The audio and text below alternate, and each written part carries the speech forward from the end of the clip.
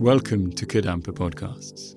These podcasts offer practical solutions to daily challenges and help guide us to a happier and more peaceful state of mind.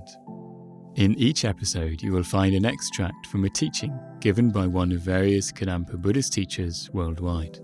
All these teachings are inspired by the profound wisdom of Venerable Geshe Khalsang Gyatso Rinpoche, a Buddhist master for our time. We hope you enjoy listening.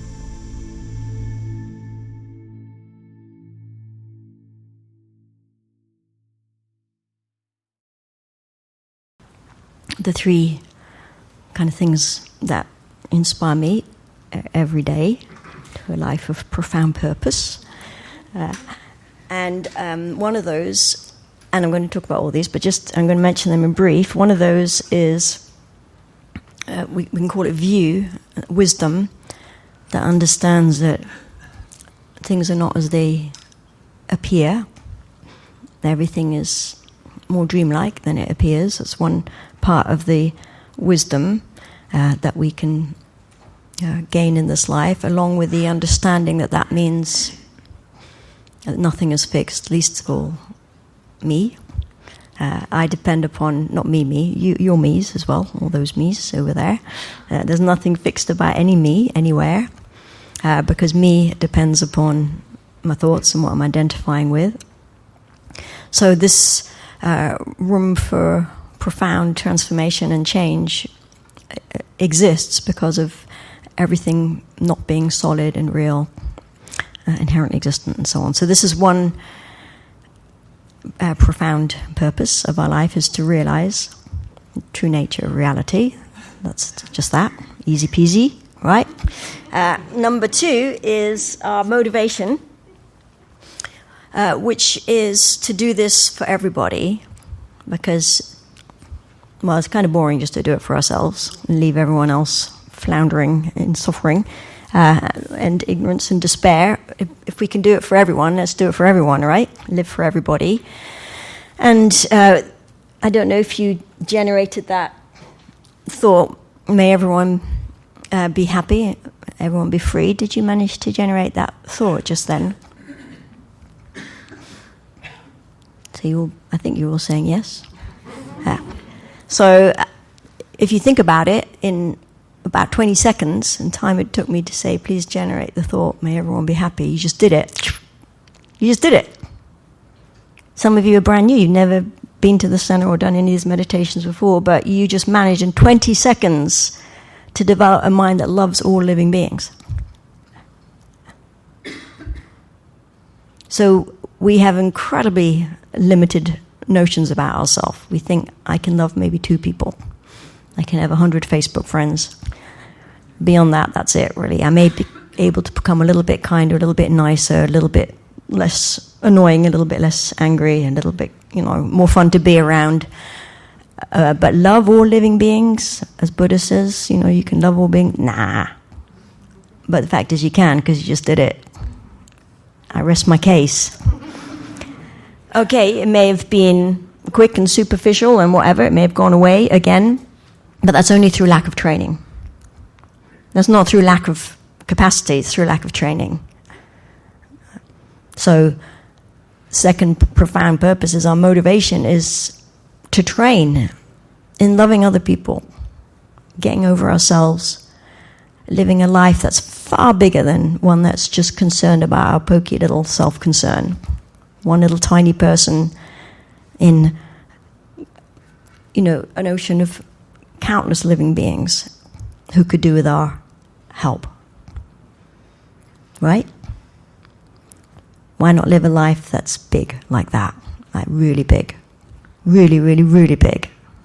I mean, much bigger than just thinking about me and maybe a few people around me when I like them, not on the days I don't. Right? So that's the second profound purpose. And then the third is faith, where we actually have some vision about what's possible. We already developed some faith because we already thought about our own Buddha nature. It's possible for me to become more loving, possible for me to become more wise. That's faith, actually. It's based on some experience and some understanding, but it's actually faith, allowing ourselves to think bigger about who we are.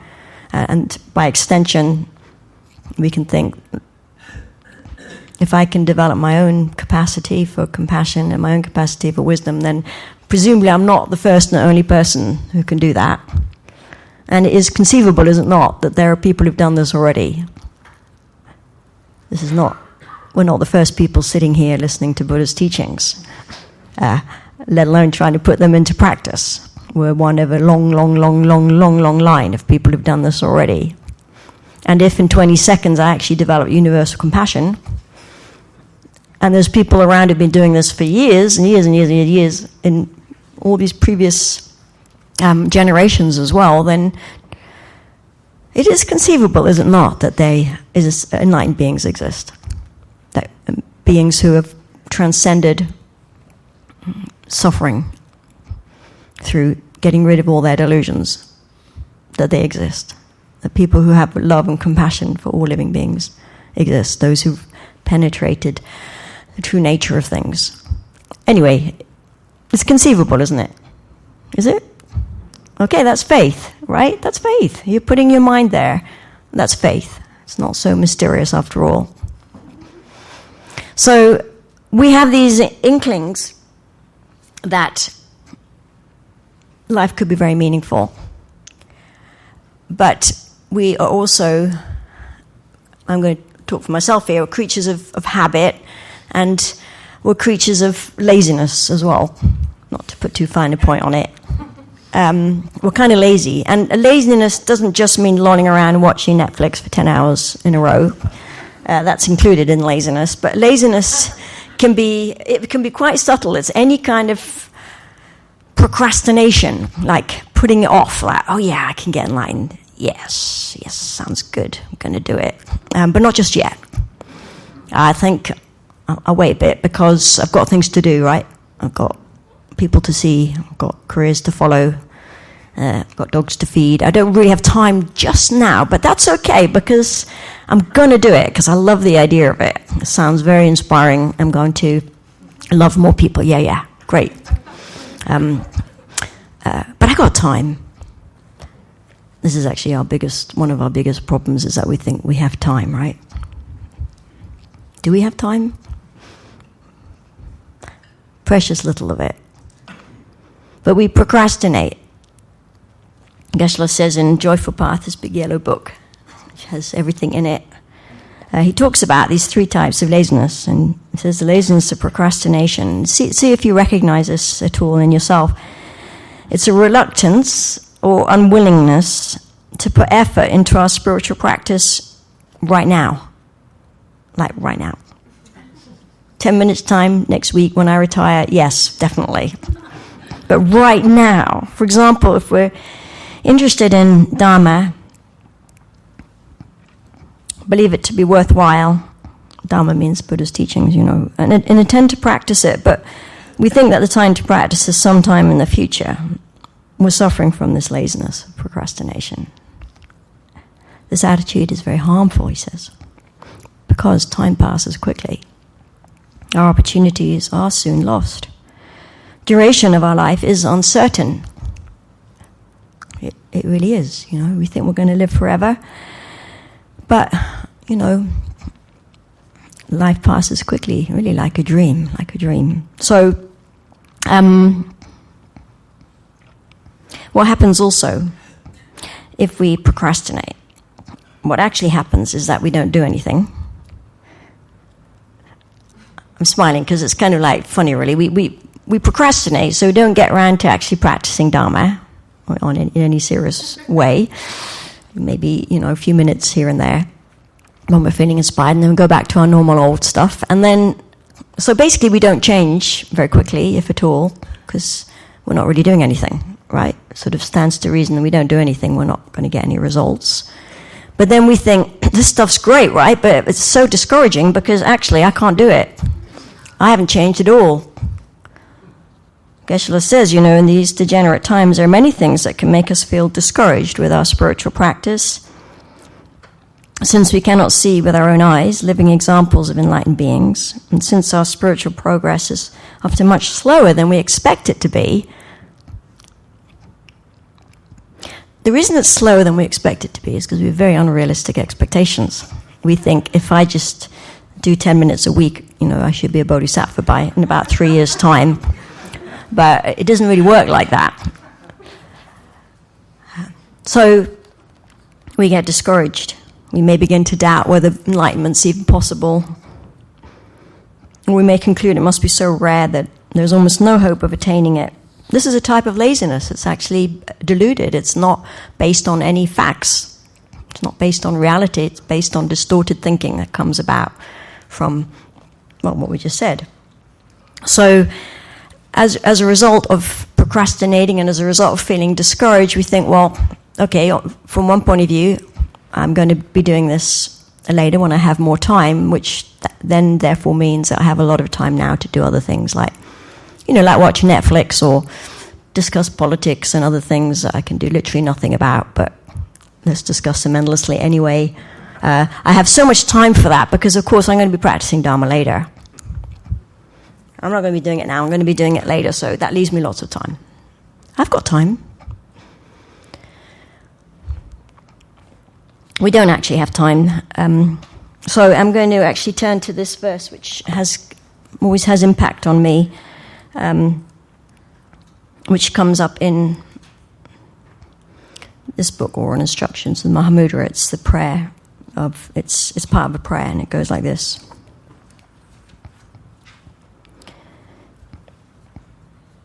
It says, "Yet my breath is like mist about to vanish, and my life is like a candle flame about to die in the wind. Since there is no guarantee I will not die today, now is the only time to take the real meaning of human life, the attainment of enlightenment." So, is there any guarantee that I will not die today? Anyone guarantee? Anyone got any guarantee of that in this room? Can you guarantee you're not going to die today? One day it'll be today, won't it? We don't know when. We have a few hundred months at most, right? If you check it out, however old you are, at most a few hundred months. At some point in that time, we're going to die. Don't look at me like that. I'm not putting a curse on you. I'm just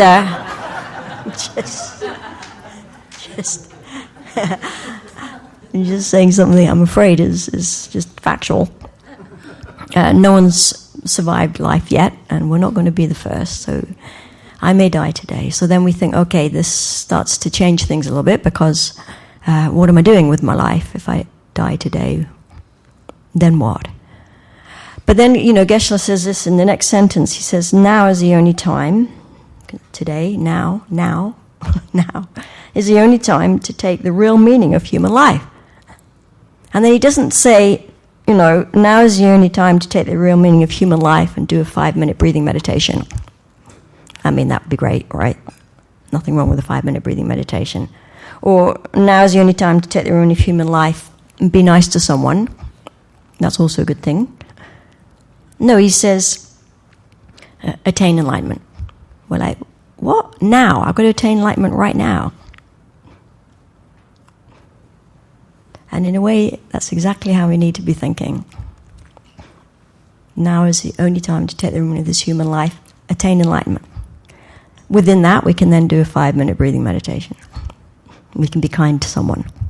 But within that sense of now I've got to attain enlightenment, because what other time do I have, honestly?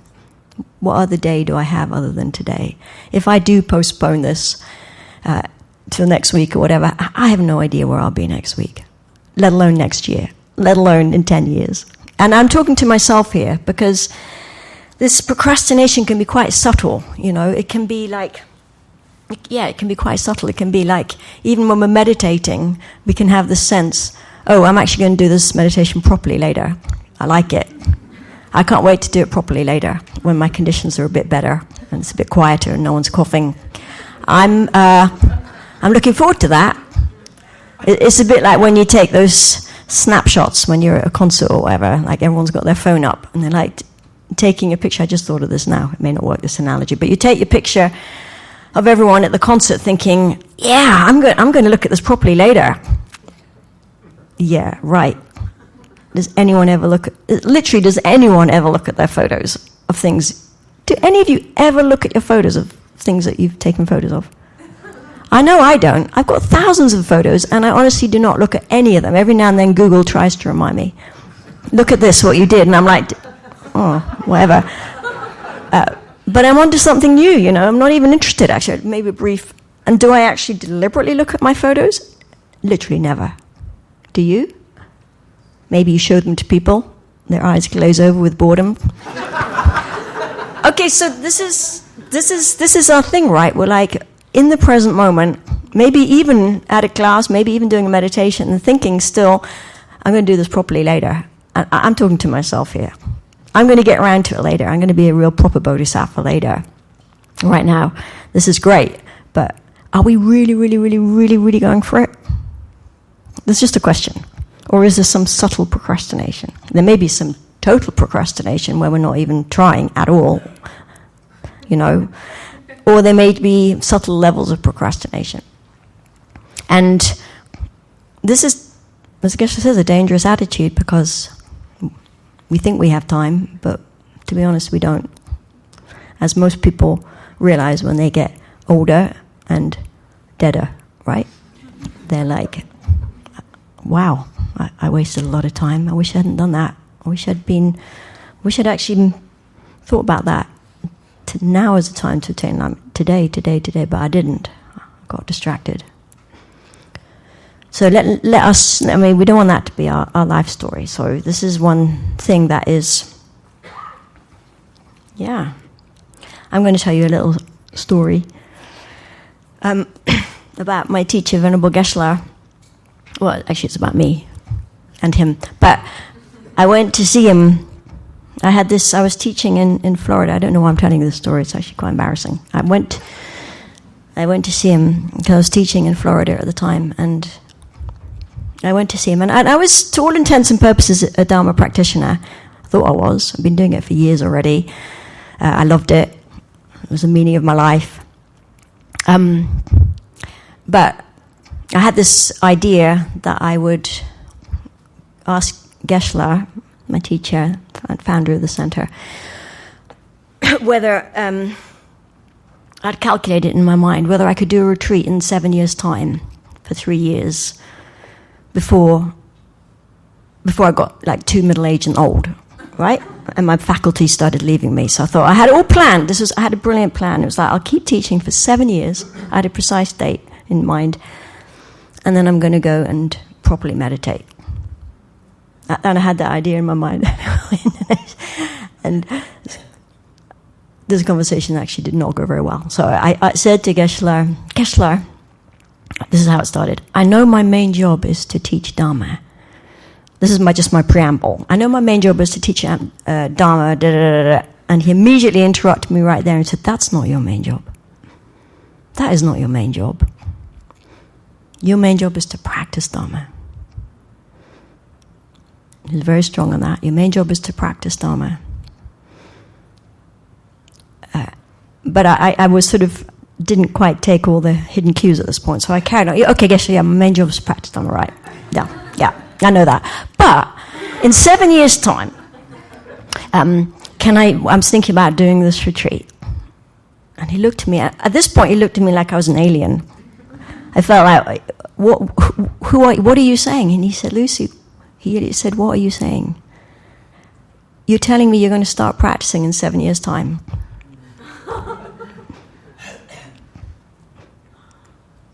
He said, you have to practice now. You only have now. You could easily be dead in 7 years. And he gave me like a half-hour teaching on how I had to practice Dharma now. So, 2 things. One, I had to practice Dharma, full stop. He then said, if you practice Dharma, everything else will come from that. Everything else, he said, follows naturally from that. If you practice Dharma, everything else will Follow naturally from that. That is your main job. And then the other thing he impressed upon me is that thinking I'm going to practice any time in the future, let alone 7 years. He was talking about 7 years like it was an eternity. He said, 7 years. You said 7 years. He said, did I hear you properly? 7 years. You're going to start practicing in 7 years? Anyway, that impressed. That was very powerful, so I share it with you because it was powerful for me. And when I read this verse, I get the same. I can just imagine him saying this, now is the only time to take the real meaning of human life, the attainment of enlightenment. Now, today. If you feel inspired by this podcast, then dive deeper into timeless wisdom of modern Kadampa Buddhism by following the link in the episode description. We look forward to reconnecting with you in the next episode of Kadampa Podcasts.